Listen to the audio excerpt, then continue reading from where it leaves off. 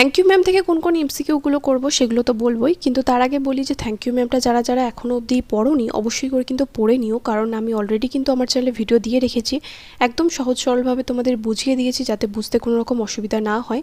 আর MCQ করতে গেলে কিন্তু টেক্সট পড়তেই হবে, প্রত্যেকটার ক্ষেত্রেই কিন্তু আমি একই কথা বলছি যে এমসিকিউ করতে গেলে কিন্তু টেক্সটটাকে খুঁটিয়ে পড়তে হবে, তাহলে দেখবে যে এমসিকিউ করার জন্য কিন্তু আর তোমাকে অন্যের উপর নির্ভর করতে হচ্ছে না বা কোনো একটা পার্টিকুলার সাজেশন পড়ে এমসিকিউ করতে হচ্ছে না, প্রত্যেকটা এমসিকিউ কিন্তু তোমরা পেরে যাচ্ছ, নিজেরাই করতে পারবে। তো চলো প্রথমটা কি রয়েছে দেখো। The large purse that the woman was carrying had a long strap, যে বিশাল পার্সটা বা ব্যাগটা মহিলাটি বহন করছিল সেটার কি ছিল, একটা লম্বা হাতল ছিল। The pocket book of Mrs Jones contained everything except hammer and nails, হাতুড়ি এবং পেরেক ছাড়া মিসেস জোন্সের ওই পার্সের মধ্যে বা মানিব্যাগের মধ্যে সব কিছুই ছিল। Mrs. Bates was walking alone at 11 o'clock at night. Mrs Jones রাত্রিবেলা রাত 11টার সময় রাস্তা দিয়ে একা হেঁটে বাড়ি ফিরছিলেন। The boy tried to snatch from the lady, ছেলেটা ওই মহিলাটির কাছ থেকে কী ছিনিয়ে নেওয়ার চেষ্টা করেছিল, হার পার্স, তার ব্যাগটা। দ্য বয় লস্ট ব্যালেন্স, ছেলেটি তার ভারসাম্য হারিয়ে ফেলেছিল, অ্যান্ড ফেল অন, এবং পড়ে গিয়েছিল। কোথায় পড়ে গিয়েছিল? অন দ্য সাইডওয়াক, রাস্তার উপরে। The boy lost balance because of, ছেলেটি ভারসাম্য হারিয়ে ফেলেছিল। কেন হারিয়েছিল ভারসাম্য? Because of weight and the weight of the purse combined, কারণ ছেলেটার ওজন এবং ওই পার্সটার ওজন দুটো মিলিয়ে ছেলেটা তার ভারসাম্য হারিয়ে ফেলেছিল। His own weight and the weight of the purse combined. তারপর the woman simply turned around and kicked him, মহিলাটি খুব সহজে পিছনে ঘুরল এবং তাকে লাথি মারল। The lady picked up the boy from the street by holding his shirt front, মহিলাটি ছেলেটিকে রাস্তা থেকে তুলল। কিভাবে তুলল? তার শার্টের গোড়াটা ধরে, মানে সামনের দিকটা ধরে তাকে রাস্তা থেকে তুলল। The woman shook the boy until his teeth rattled, মহিলাটি ছেলেটিকে ততক্ষণ অবধি ঝাঁকাতে থাকলো যতক্ষণ না ও দাঁত ঠকঠক শব্দ করে বা দাঁত ঠকঠক করে বা কেঁপে ওঠে। The boy wanted Mrs Jones to take him to prison, ছেলেটি চেয়েছিল যে মিসেস জোন্স তাকে জেলে দিক। Roger wore blue jeans, Roger কি পরেছিল? নীল জিন্স পরেছিল। তারপর the age of the boy who tried to snatch Mrs Bates purse was, যে ছেলেটি মিসেস বেটসের পার্স ছিনিয়ে নেওয়ার চেষ্টা করেছিল বা টাকার ব্যাগটা বা মানি ব্যাগটা ছিনিয়ে নেওয়ার চেষ্টা করেছিল, সে কে ছিল? তার বয়স কত ছিল? 14 or 15, 15 কি 14 কি 15 বছর বয়স তার ছিল। Mrs Jones wanted to teach Roger, Mrs Jones রজারকে কি শেখাতে চেয়েছিল? রাইট ফ্রম রং, ভুল থেকে ঠিকটা শেখাতে চেয়েছিল। The full name of Mrs Luella Bates was, Mrs Luella বেটসের পুরো নাম কি ছিল? Mrs Luella Bates Washington Jones.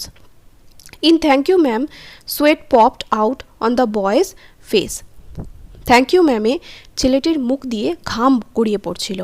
Half Nelson is associated with the game of wrestling, half Nelson এটা কিসের সাথে জড়িত? রেসলিংয়ের সাথে, অর্থাৎ কুস্তির সাথে জড়িত। The woman drag the boy to her house, মহিলাটি ছেলেটিকে তার বাড়িতে টেনে টেনে নিয়ে গিয়েছিল। To clean him up and cook him a meal, তাকে পরিষ্কার করার জন্য এবং তাকে খাবার রান্না করে দেওয়ার জন্য। আফটার গেটিং টু হার ডোর, দরজায় পৌঁছানোর পর বা বাড়িতে পৌঁছানোর পর Mrs bets first entered, Mrs bets প্রথম কোথায় প্রবেশ করেছিল বা মিসেস জোন্স কোথায় প্রবেশ করেছিল? দ্য হল ঘরে। Roger could hear other people লাফিং অ্যান্ড টকিং, রজার শুনতে পাচ্ছিল যে অন্যান্য লোকেরা ওই বড় বাড়িতে হাসছিল এবং কথা বলছিল। The boys name was Roger, ছেলেটার নাম কি ছিল? Roger. On entering the room Mrs Jones asked Roger, ঘরে প্রবেশ করে মিসেস জোন্স রজারকে জিজ্ঞাসা করেছিল, কি বলেছিল? ওয়াশ হিজ ফেস, তার মুখটা ধোয়ার জন্য। The woman asked Roger to let the water run until it gets hot, যতক্ষণ না জলটা গরম হয়ে যায় ততক্ষণ মহিলাটি ছেলেটিকে বলেছিল যে জলটা ছেড়ে দিতে। তারপর Mrs Jones offered the boy supper, Mrs Jones ছেলেকে কী বলেছিল? সাপার, অর্থাৎ রাতের খাবার অফার করেছিল তাকে বা খাওয়ার জন্য আমন্ত্রণ জানিয়েছিল। Roger tried to steal Mrs Jones purse because, Roger Mrs জোন্সের পার্সটা ছিনিয়ে নেওয়ার চেষ্টা করেছিল। কেন সে চেষ্টা করেছিল? যাতে ওই নীল সুয়েডের জুতো সে কিনতে পারে। ওয়ান্টেড, এই যেখানে ওয়ান্টেড মানি ফর শুজ, কারণ সে নীল সুয়েডের জুতের জন্য টাকা প্রয়োজন ছিল তার। The women was sitting on a day bed, মহিলাটি একটা ডে বেডের উপর বা সোফা বলতে পারো, যে একটা নিচু সোফার উপর বসেছিল। The lady wanted the boy to comb his hair, মহিলাটি চেয়েছিল যে ছেলেটি তার চুলটাকে একটু আঁচড়ে নিক, because he would look presentable, যাতে তাকে একটু ভদ্রস্থ দেখায়।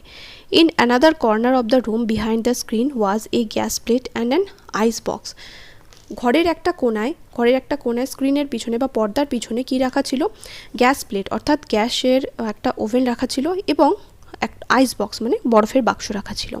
The women left her purse on her daybed, মহিলাটি ডেবেটের উপর অর্থাৎ সোফার উপর তার পার্সটাকে ছেড়ে রেখে এসেছিল। The lady said she would make cocoa out of canned milk, মহিলাটি বলেছিল যে সে কোকো বানাবে কী দিয়ে, ওই যে প্যাকেটজাত যে দুধ মানে ক্যানের যে দুধ রয়েছে, কৌটোবন্ধ যে দুধ, সেটা দিয়ে ও কোকো বানাবে। Luella Bates offered Roger, Luella Bates রজারকে কী অফার করেছিল, lima beans, ham, cocoa and cake, এটা কিন্তু আর অপশান লিখিনি, পুরো ডাইরেক্ট অ্যান্সার লিখে দিয়েছি। Mrs Jones worked at a hotel beauty shop, Mrs Jones কোথায় কাজ করে, একটা হোটেল বিউটি শপে, মানে একটা হোটেলের প্রসাধনী সামগ্রীর জিনিসপত্রের দোকানে উনি কাজ করেন। The cake that was offer to Roger cost 10 cents, যে কেকটা রজারকে দেওয়া হয়েছিল খাওয়ার জন্য সেটার দাম কত ছিল, 10 সেন্ট মানে 10 cent. Mrs Jones gave the boy, Mrs Jones ছেলেটাকে কত টাকা দিয়েছিল, $10, $10। The last word Roger could manage to say to the lady was, যে শেষ কথাটা রজার মিসেস জোন্সকে বলতে পেরেছিল সেটা হচ্ছে থ্যাংক ইউ ম্যাডাম, ধন্যবাদ ম্যাম বা থ্যাংক ইউ ম্যাডাম। যদি তোমাদের অপশানে দেয় থ্যাংক ইউ ম্যাম, তাহলে কিন্তু লিখবে থ্যাংক ইউ ম্যাম। তো এর গেল হচ্ছে থ্যাংক ইউ ম্যামের কোশ্চেন্সগুলো। এরপর আমি তোমাদের সাথে 3 কোশ্চেন্সের থেকে কি প্রশ্ন MCQ তোমরা পড়বে সেগুলো তোমাদের বলবো।